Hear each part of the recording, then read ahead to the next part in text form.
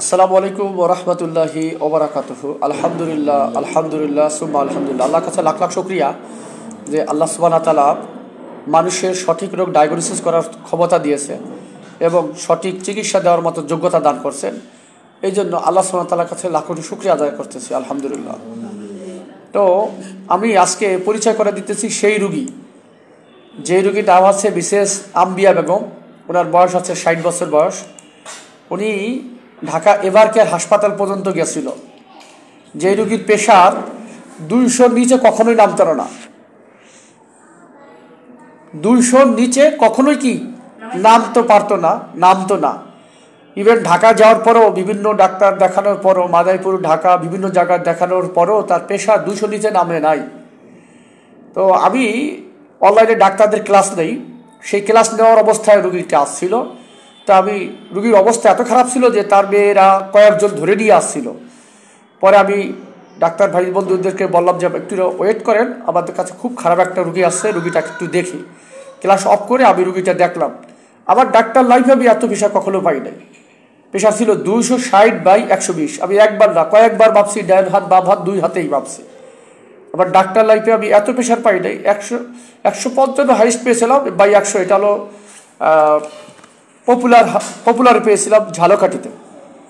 আর Ali Khan centre হাসপাতালে মাদারীপুর সদর। এই রুগীকে আমি যখন রুগী আসে আরও অক্টোবরে আসছিল, অক্টোবর আসছিল। পরে রুগীকে আমি ইন্টারন্যাশনাল গাইডলাইন অনুযায়ী চিকিৎসা দেই এবং রুগীর বলি যে যেহেতু আপনার প্রেশার নিয়ন্ত্রণ হচ্ছে না, অবশ্যই অন্য কোনো কাজ রয়েছে, অন্য কোনো ফাংশনে প্রবলেম রয়েছে।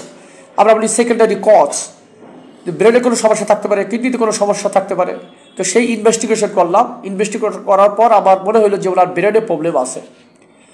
পরে রুগীকে আমি লেভেল হাসপাতাল বরিশাল লেভেল ডায়াগনস্টিক সেন্টার, সেখানে আমি ব্রেনের এমআরআই করতে পাঠাই।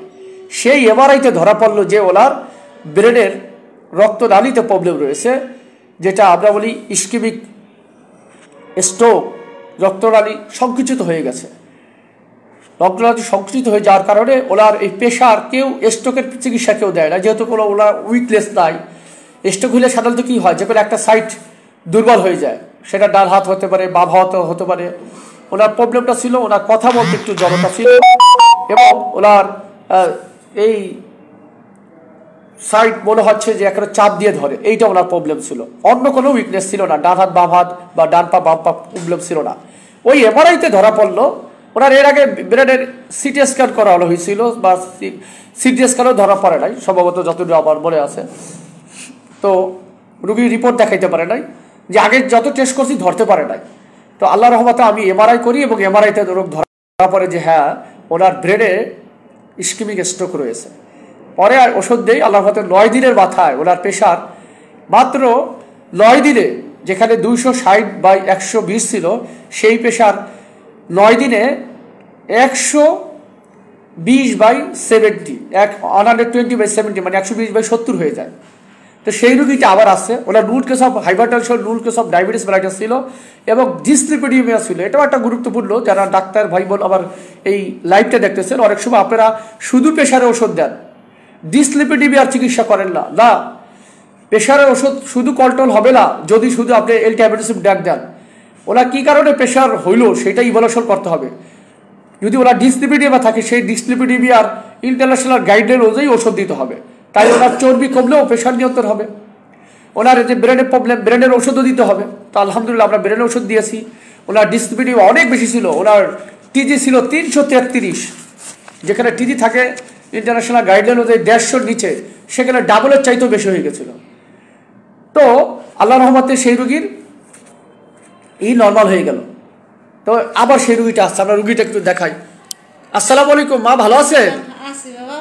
এখন কি ভাল লাগে? ভাল লাগে তো বাড়ির শেরকে বলছেন যে ঢাকা এবার কে ভালো হয় নাই, তাই না? বলছেন। তা রুগীর স্বামীকে দেখাই। আসসালামু আলাইকুম। আপনার রুগী এখন কেমন? তো প্রেশার কি কন্ট্রোল হয়েছে? হ্যাঁ কন্ট্রোল হয়েছে, যাক আলহামদুলিল্লাহ। ওনার প্রেশার কিন্তু নিয়ন্ত্রণ হইতো না, এবার ওনার হার্টের রেটটা কিন্তু নিয়ন্ত্রণ হয়েছে। ওনার হার্ট বিট ছিল 110, আজকে কত আছে? মাত্র আজকে আমরা ইসিজি করে দেখলাম হার্ট রেট মাত্র কত 70, হার্ট রেট আছে 67। দেখেন মাত্র 67 হার্টবিট, যেখানে হার্টবিট আগে ছিল 110, তাই না বাবা? এবং ওনার মুখ যে অবস্থা ছিল, তাই না, এখন এমনি স্ট্রোক কিন্তু ধরা পড়ে নাই, তাই না? তো ওনার ডায়াবেটিস কিন্তু নিয়ন্ত্রণ হয়েছে। ওনার লাস্ট 3 মাসের অ্যাভারেজ আমরা করেছি, সেই ডায়াবেটিস লেভেল ওনার সেটা নর্মাল হয়েছে। এখন আছে ইন্টারন্যাশনাল গাইডলাইন অনুযায়ী, দেখেন ওনার ডায়াবেটিস লেভেল HB1C, যেটা আমরা বলি লাস্ট 3 মাসের অ্যাভারেজ, তো সেইটা আল্লাহর রহমতে নিয়ন্ত্রণ হয়েছে মাত্র 5.7। আগে কিন্তু অনেক বেশি ছিল, অনেক বেশি না? তো আল্লাহর রহমতে সেই রুগী, যে রুগী মাত্র ওনার প্রেশার সম্পূর্ণ নিয়ন্ত্রণ হয়েছে, অথচ ওনার প্রেশার 260। আজকে দেখেন প্রেশার মাত্র 120/80, 120/80।